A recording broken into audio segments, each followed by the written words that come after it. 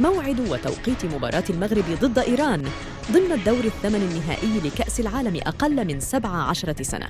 نجح المنتخب المغربي لأقل من 17 سنة من التأهل لدور الثمن النهائي لكأس العالم لأقل من 17 سنة بعد تصدره.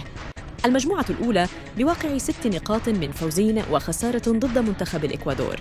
المنتخب المغربي سوف يواجه منتخب إيران بعد تأهلها كأحسن الثوالث ب6 نقاط.